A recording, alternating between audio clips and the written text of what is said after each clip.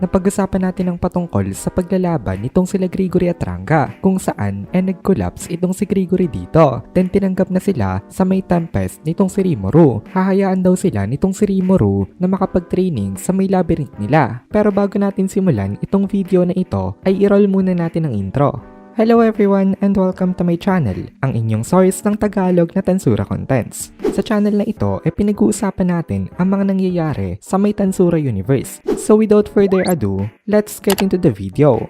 Ngayon itong sila Riza naman daw ang kanyang titingnan. In terms of magic kills amount, konti lang daw ang lamang nito kay Gregory. Pero when it comes to abilities naman, mas lamang siya kay Sare. Nung kinuha daw nito ang body nitong si Shogo, napunta rin sa kanya ang mga unique skill niya. Dalawa itong unique skills na ito. Yun na yung Berserker at ang Survivor. Nakita daw ni Raizen ang potential nitong si Sare. Dahil si Sare merong unique skill na tinatawag na The All-Knowing One. Dahil sa unique skill na ito, capable daw itong si Sare na ma-master ang art ng kanyang opponent kahit na isang beses niya lang ito nakita. Kaya ang ginawa daw nitong si Raizen dito, inituro niya lahat ang alam niya sa kanya na magic. Ang magic kasi ay considered as art and the skill that comes from knowledge. Hindi daw ito naging madali para kay Sare, pero hindi daw ito nagreklamo dahil gustong gusto daw nitong si Sare na matutunan itong mga ito. Kaya si Raizen talaga ang naging master niya at dahil sa guidance nitong si Raizen sa kanya, nagawa siyang ma-surpass nitong si Sare.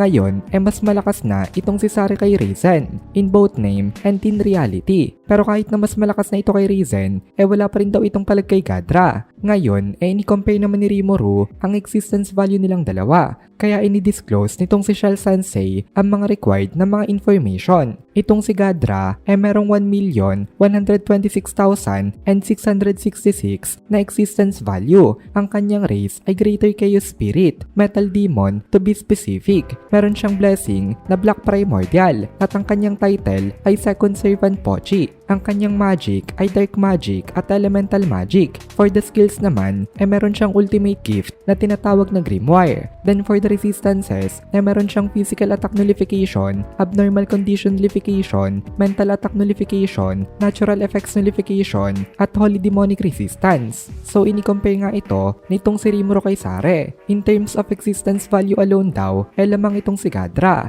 Ngayon daw, ang lakas na rin pala nito. Hindi daw ito in-expect nitong si Rimuru kasi hindi daw ito ganito kalakas bago siya ma-reborn. Marami daw itong alam sa may magic at ang kanyang skill level daw ay talagang remarkable. Pero hindi talaga si Gadra threat kapag ang judgment ay in terms of combat. Ang pinaka-threat talaga na post nitong si Gadra ang kanyang cunning and troublesome personality. Naisip ni Rimuru na kung kalaban daw ito, ito ang uunahin niyang puntiryahin sa kanilang mga kalaban. Dahil si Gadra tipo ng opponent na magaling rin sa leadership. Hindi siya kinayang talunin nitong si Sare kahit na napaka-troublesome ng The All-Knowing One niya na skill. Pero surprisingly, ito daw ay easy to deal with.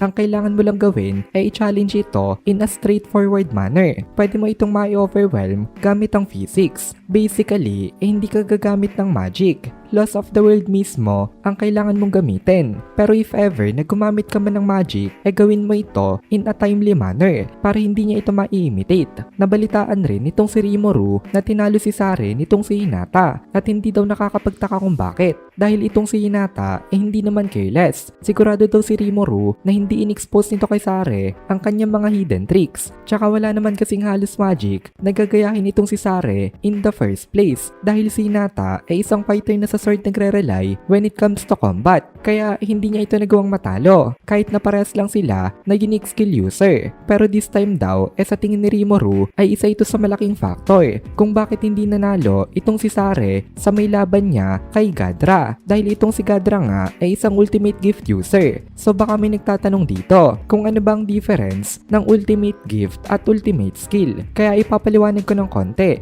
Ang ultimate skill ay skill na na-acquire mo mismo. Ibig sabihin, ikaw mismo ang nakapag-unlock nito. Habang ang ultimate gift naman ay ultimate skill rin. Pero ang difference ay ibinigay lang ito sa'yo. Naging ultimate skill user ka dahil may nag-grant sa'yo ng power. Pero in terms of powers, parehas lang sila halos. members. Ang difference lang talaga nila ay kung paano mo na-acquire yung ultimate skill mo. And this time nga, ultimate gift user itong si Gadra, habang unique skill user lang itong si Sare. Kaya hindi talaga nakakapagtaka kung bakit hindi nga siya nanalo. Na-realize dito nitong si Rimuru na napakadaya daw pala ng ability niya na makapag-grant ng ultimate skill sa mga subordinates niya, kasi pwede nga ito na maging main determining factor kung sino magiging winner sa isang battle. Ngayon, meron na nga itong si Rimurong idea kung gaano ba kalakas itong si Sare, at tini-compare niya naman ito sa mga kasamahan niya dati, sa mga members ng 10 Great Saints. Sabi ni Rimuru, mas malakas daw si Sare compared kina Arnold at Reynald na merong existence value